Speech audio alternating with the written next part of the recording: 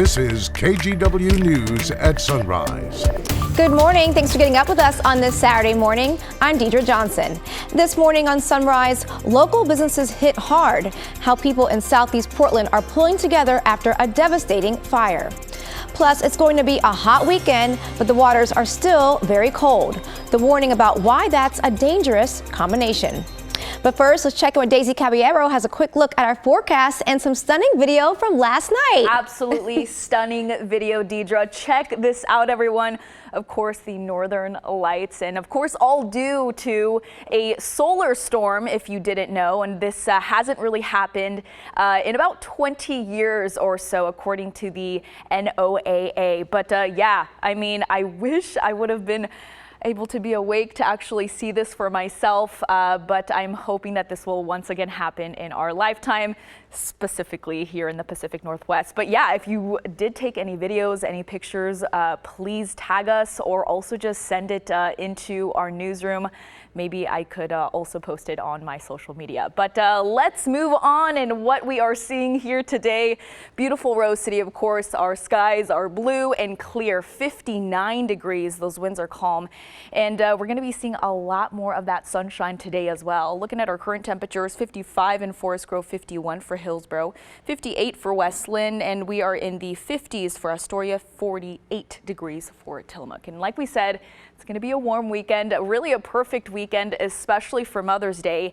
89 for today, and then 82 as we're cooling down for Mother's Day. But we'll talk about what else is in store these next 7 days. So much, Daisy. Well, it appears the heat led to a water rescue on the Sandy River last night near Lewis and Clark State Park. The Multnomah County Sheriff's Office says a man got disoriented while going for a swim and was pulled to safety by another swimmer. He was taken to the hospital and is expected to survive. Deputies say despite the heat this weekend, cold water shock is a big danger. Right now the water's running at 55 degrees, so you're going to get that cold water shock if you jump in, where you gasp and that's when you're most dangerous. So you got to really calm your breathing so you don't suck in too much water and have that a drowning effect. Definitely that shock, you know. It's probably 40, 50 degree water. It's very, very chilly. Officials say you should always wear your life jacket and that alcohol and swimming don't mix. A fire on Friday morning damaged a popular ice cream shop and other businesses along East Burnside. It forced people who lived above the shops out of their homes. Catherine Cook has the story. I've had some tears today. It's been a tough day. Chad Drazen spent Friday morning completely numb as firefighters rolled into his ice cream shop, 50 Licks. The building on Southeast 28th and East Burnside was on fire. They were pulling down the ceiling. The fire had spread through the walls from the basement. The basement fire must have started early this morning. No one knows what caused it. The alarm started going off and the cats just went running. Ken's Wilkerson lives in one of the 6 upstairs apartments. I immediately opened my front door to go notify everyone in the building, and a bunch of smoke was in the building. That smoke spread to every business in the building. The owner of Wild Stallion Vintage says none of her merchandise is usable now. And at Cream Salon, I was just in complete shock. Owner Nicole Martinez says her space is uninhabitable. Yeah, everything in there, it's damaged. Like everyone here, Martinez is thankful no one was hurt and just trying to stay positive. We're hoping to make it through all this. I think we're all trying to support one another. Support is nothing new in this community. Everyone here depends on everyone here. We survive from the movie theater across the street and all the restaurants up and down the block. Everybody's feeding into each other. Ken's felt that right after the fire from neighbors and strangers. They were immediately like, you want to come over right now and have a place to rest, offering me shelter, food, clothes, everything they could. So it was really sweet to just have a community jump in and be willing to take care of me. Even firefighters went above and beyond. They rescued this cat and returned it to its owner. And check out this photo. It shows a bucket brigade, but instead of water, crews passed tubs of ice cream into 50 Licks trucks. Chad has 2 other shops in Portland, but says this one does as much business as the other 2 combined. He's worried. It's always hard making it through the winter, and now that it's the summer, it's the first hot day of the year, and now we're closed. A future uncertain, a building broken, and a community's resolve fully intact. This weekend, 50 Licks will park an ice cream truck next door on East Burnside. They appreciate those who plan to visit them there and their other locations. The cause of the fire is under investigation. Detectives are investigating a suspicious death in the Elliott neighborhood in North Portland.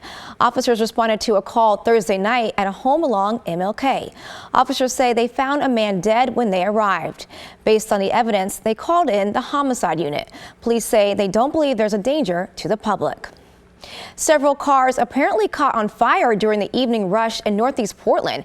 It happened near Gateway Green Park and caused backups on I-205 and I-84. Fire crews say the blaze was behind some access gates, which made it hard to get to. It's not clear if the vehicles had been abandoned. There were no reports of any injuries.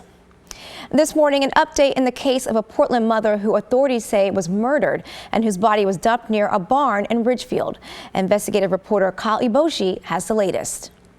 We've learned that a Multnomah County grand jury is expected to hear testimony next week surrounding the murder of Joanna Speaks, one of at least 5 women who went missing and turned up dead across the Portland area last year. Detectives believe Speaks was killed in Portland, although her body was found in an abandoned barn in Ridgefield, Washington on April 8, 2023.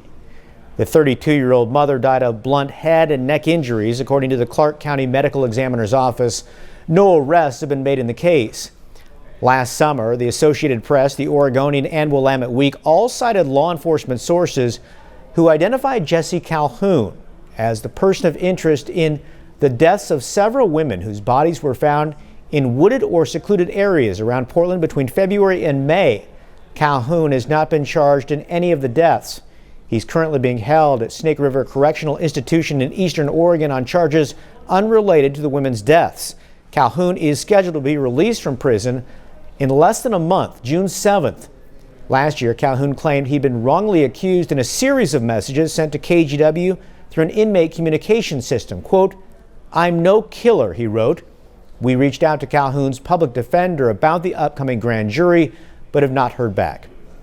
Kyle Iboshi, KGW News.